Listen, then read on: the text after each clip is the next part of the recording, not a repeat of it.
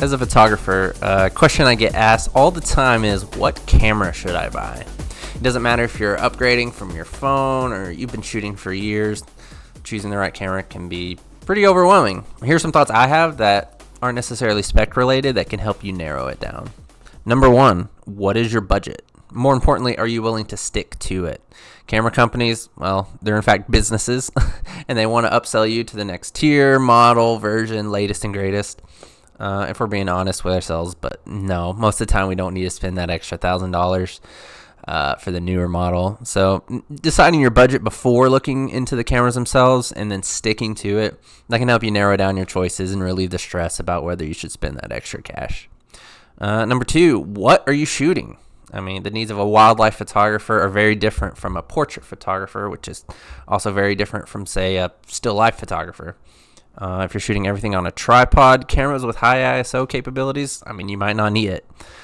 Personally, I shoot a lot of weddings and events, so a few things that are important to me is good autofocus, multiple SD cards for backup, and a camera with a lot of dials and buttons. I like to shoot at what I call the speed of thought, and so having as many dials to change my setting as possible so I don't have to go into menus, that's important to me. Another thing to consider is if you're shooting video. Most cameras these days are packed with video features, but if you're just doing photography, maybe you can look into some of the older model cameras because they weren't as video heavy and they were still top of the line for photography. Another consideration is what lenses you're interested in.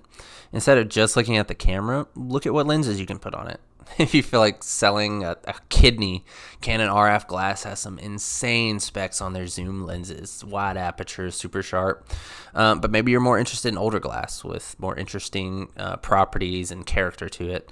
Look at what adapters you can get for those. Lenses, there's arguably as important, if not more so, than the camera itself. So consider looking at those first and figuring out what camera would pair well with the lenses you want. And this is what I consider one of the most important things to consider when buying a camera. Do you like using it? Recently, I spoke with a friend about her cameras. She already owned two. One was like a Canon T7, which you can get for like $200. And then she had a nice Fujifilm, like a $1,000 mirrorless camera. She only used the old Canon. So which one was better? In my opinion, it was the one she used, the one she enjoyed actually picking up and making art with. So when looking at cameras, don't just look, default to the specs. Maybe look at what you like about them. Do you like the way they feel in your hand? Do the menus feel intuitive? Heck, how does the shutter sound? I was obsessed with owning a 1DX back in the day because of how amazing that shutter sounded. At this point in human history, we've really figured out how to make great cameras. 4K video, good autofocus, all the megapixels you could need. Zoom lenses are getting better. Editing software is amazing. I truly believe this when I say that the only bad camera you can get is one you don't use, that you don't pick up and make art with. If you're a professional, yeah, you might have to take more things into consideration to make sure you're bringing value to your clients. But even a lot of professionals in my area, they're not using the latest and greatest, and they're still killing it. So just get something, anything that can make a photo or video, and go create something cool.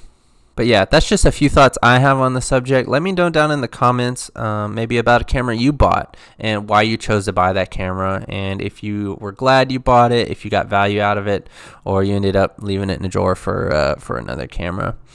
Yeah, make sure to like, subscribe, all that fun YouTube stuff, and I'll see you guys in the next video.